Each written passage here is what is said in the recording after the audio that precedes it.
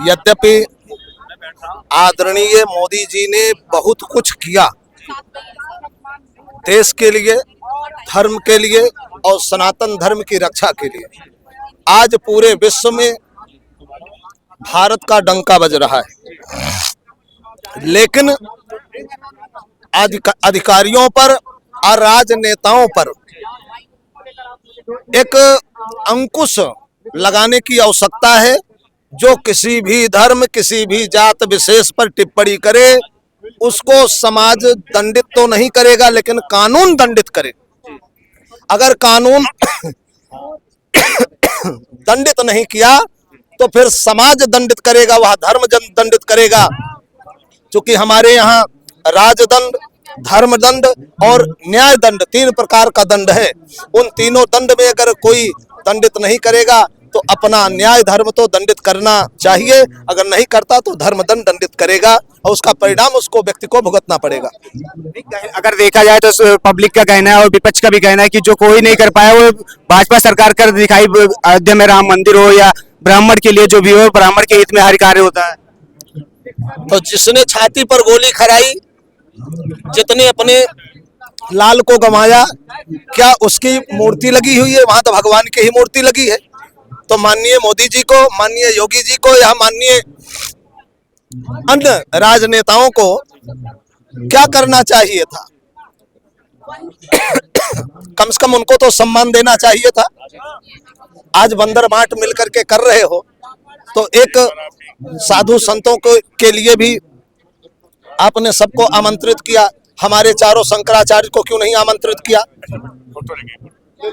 क्यों नहीं किया? तो सनातन धर्म की रक्षा करने के लिए अगर तुम डोल रहे हो तो पहले सनातनी बनो। और इस तरीके से मैं माननीय मोदी जी से कहूंगा कि सनातन धर्म को आपने आगे बढ़ाया है, इसमें कोई दो राय नहीं है। लेकिन जितने भी राजनेता हैं, जितने भी अन्य वर्ग के लोग हैं, अगर किसी को किसी धर्म की निंदा करता है तो उसके ऊपर एक एक्ट के द्वारा मुकदमा दर्ज होना चाहिए, उनको दंडित कराना चाहिए। चाहे दलित हो, चाहे सावर्ण हो, चाहे वो सिख हो, चाहे ईसाई हो, चाहे मुसलमान हो, किसी की कोई निंदा करे तो उसके ऊपर एक एक्ट के तहत धर्म निंदा के तहत उसको जेल भेजना चाहिए। अगर देखा जाए तो अभी कुछ दिन पहले बागेश्वर बाबा दिल्ली में पद यात्रा निकाले थे, तब विपक्ष वाले और उसके बाद में हर एक और प्रकार के व्यक्ति ने कहा कि ये ढोंग है, पाखंड है। तो फिर क्यों जा करके अपना पर्चा खुलवा रहे हैं धीरेन्द्र शास्त्री के पास? उस यात्रा में दास भी था। और जब तुम्हें आवश्यकता नहीं है तो अपने घर में ब्राह्मणों को बुलाना बंद कर दो। अपने माँ बाप के मरने पर उन ब्राह्मणों से 13वीं वर्षी करवाना बंद कर लो, फिर परिणाम भुगतने के लिए तैयार हो जाइएगा।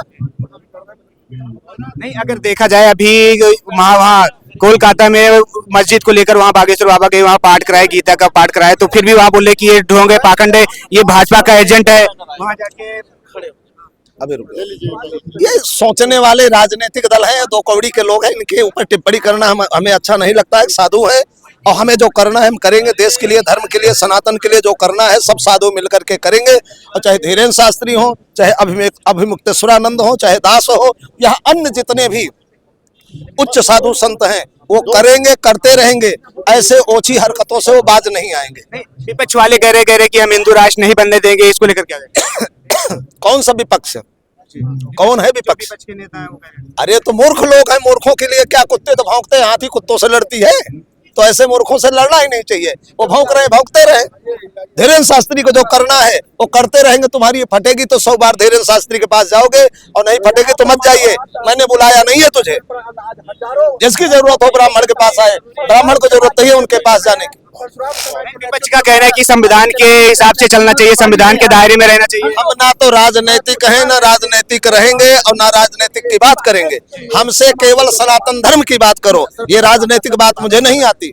मैं साधु बना हूँ सनातन धर्म की रक्षा के लिए और अपने जाति की रक्षा के लिए। पहले बात तो पूरा देश हमारा है, उसके बाद सनातन धर्म हमारा है, उसके बाद फिर संसार हमारा है।